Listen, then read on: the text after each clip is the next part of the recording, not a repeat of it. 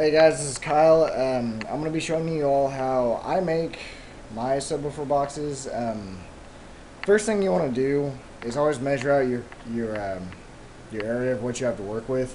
For me, I like to keep my room spacious here. And if you want to know what's going on with this whole thing, then I'll put a link in the description or in this video so you can go back and watch this. But the first thing you always want to do is measure out your compartment. So therefore, since I know this is where my sub box is going to go, I measured out from pretty much where I can get my flattest surface, because this is where the wood's going to go, or the MDF. And that way I'll just measure across from here to here, measure across from actual here to almost touching the tire, and then measure the height from the ground, from the level part of the ground to what I can get, all the way up to here. And after much consideration and thought, I think I'm going to go ahead and do a ported box, which is unusual for me because I normally don't do ported. I like sealed ones better, but I guess I might as well try my luck at some ported boxes this time. So first things first, you're going to need to get some MDF board. I picked this up at Home Depot. This 4x8 sheet, then I had them cut them in half. It was like 20 bucks. It's a great price for it compared to they were like $10 for pre-cut stuff. What I'm using for sound deadening material is the Frost King duct insulation, self-adhesive foil and foam. This stuff was $18, which if you look to see how much you get, it's a 12-inch wide, 1/8 inch thick, and 15 feet long. For 20 bucks, you can't really beat that compared to what Dynamat goes for, which is absolutely ridiculous, and I'm never gonna buy Dynamat. I don't care what people say or how good it is. I'm not gonna spend that much money for sound dampening material whenever, you know, this stuff came, or the same thing as the other name brands and crap like that. But yeah, so I'm gonna go ahead and mount on my MDF board here and get my measurements and start a cutting. Okay, the easy part's over. I got all the pieces cut out. They all fit just fine. This is just pre-test fitting. That's why nothing stays together.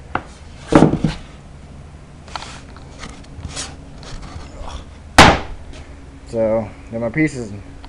The hard part, for me anyways, is cutting the circle for the subwoofer itself, because I've got routers. Like, I've got the router table, but I do not have the circle attachments. I don't know why, I've just never gotten one, which you'd think I'd have one by now, just because how many sub boxes I've made so far. But you guys don't know that because this is my first actual video about making sub boxes. But anyways,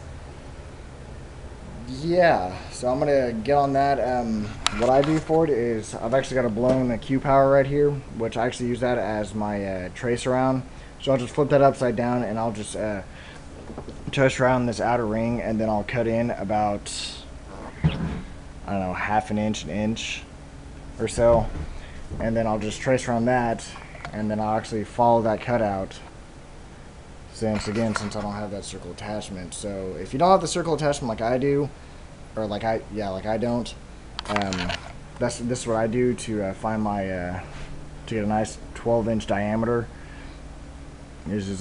I set this upside down, I'll trace around it, and then I'll cut in by however much this is. That way I know that this is my mounting section of it. So I don't know if this is like half an inch or an inch, I don't remember, but I'll just measure that and cut in by that much. So I'm gonna get on that, and I'll show you guys before I decide or before I get the router in there and route it out.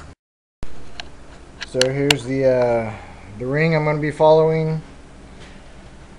I really hate doing this part just because I know I can screw up so easily, and I have screwed this up plenty of times, but I still made it work. But what I actually did this time is I actually had an old leftover Fosgate ring, so I just tried to center up the best I could and just trace around this. I mean, that's where the speaker's gonna be mounted, so it's good to keep spare parts from subs that you sold or blown or whatever.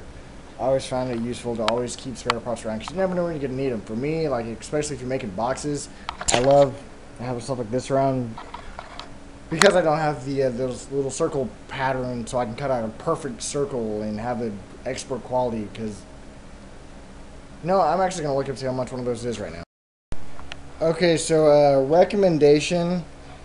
Also, the reason why I never got one of those the perfect circle adapters is because none of the stores around me carry it. I have to order it online. But another reason why, well, actually, I'm gonna have to order it online because this is just getting ridiculous. Because how badly I suck at making circles with routers and just cutting out circles. Just to show you how bad this is. Yeah, I mean, it's very difficult to make this perfect circle without that little adapter bit. So before you do this, get one. And I made a huge dust storm. Like, I really felt like I was in a sandstorm while doing this because my plunge router doesn't have those side caps on to contain the dust. I have no idea where they're at. So yeah, so I just got dust all over the shop, and I know you can't really see it, but I mean, I had pretty much all this was on me, and I just went outside and dusted myself off, and I'm still probably pretty dusty, but yeah, I'm gonna try to make this work if I can. If not, well, I've got plenty more MDF to go around, and if need be, I will order that bit if this doesn't work. But for next projects, I will have it, because this sucks. Yeah, get that bit. Okay, so I did what I said I was going to try to avoid, and I messed up the opening for the subwoofer. So I cut out a new piece, and now I'm going to go try to find one of those perfect circle bit things. I don't know how long this is going to take me to find, because if there's a store around here that has it, then I'm going to go get it right now. If not, I'm going to have to order offline, which that could take, I don't know, maybe 5 days to get here.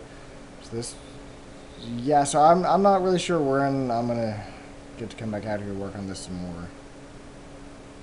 Yeah, so I'm going to go try to find that part and see what I can, just see if it's around town to see if I have to order it. So I had to order the part. This is it.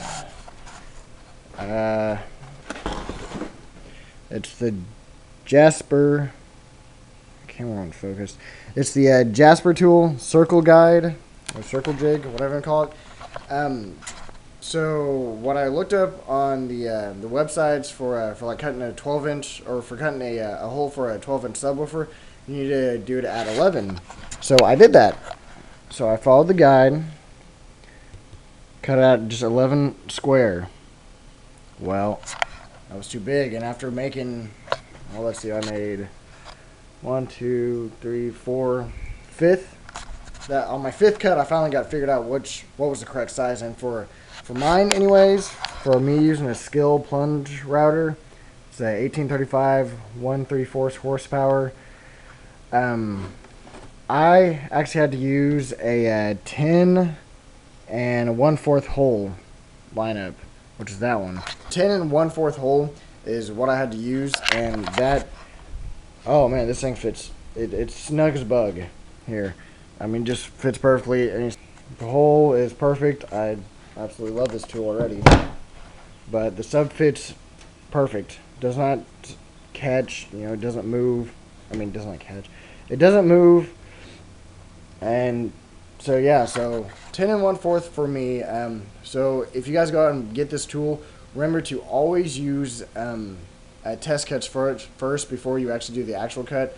Otherwise, you're gonna have to waste a lot more wood than necessary. I mean, at least your good wood that you're using. For me, I had a bunch of this. What is this, particle board? Anyways, I had a bunch of this wood laying around, so I knew I could use it just fine. Because I didn't want to waste my MDF. So now that I actually know the correct size for it, I'm gonna go ahead and cut that out. Another good thing, my amp came in, so now I actually have the amp too, so I know where I'm gonna mount things. So yeah, so I'm gonna go ahead and cut the actual hole for it this time, and yeah, I'm pretty happy. Okay, so after lots of frustration and cutting, recutting, bullcrap stuff, I'm kind of tired already of this, but here's the hole that I've got. This is a piece that's actually going to go over it. I went ahead and made a indentation in the back here. This way, this will actually fit over the sub ring. So this way, these two were sandwiched together, like that. These corners, they're cut at a 40-degree angle. This way these are actually going. So I guess now is assemble time. So I'm just gonna go ahead and put all this together and drill my holes for my screws for my wires, because that's how I'm gonna do it instead of getting the actual like speaker connection. Yeah, whatever. Anyways, I'll show you guys when I'm done. Okay, so I just finished putting together the box. Everything's drying right now, but that's what it looks like. That's what I was talking about. These were solid aluminum screws and nuts. I picked them up at Home Depot, and washers inside. So I already got my cords laid down. I used black caulking. Yeah, so that's pretty much how I went ahead and built my box here. So if you have any questions, comments, you know, leave them in the comment section below. You know, if you like what you see here, if you want to see more of this type of stuff or work or anything, subscribe. Yeah, I'm not sure if I'm gonna paint it yet, but if I do, I don't know. But yeah, so until next time, see y'all later.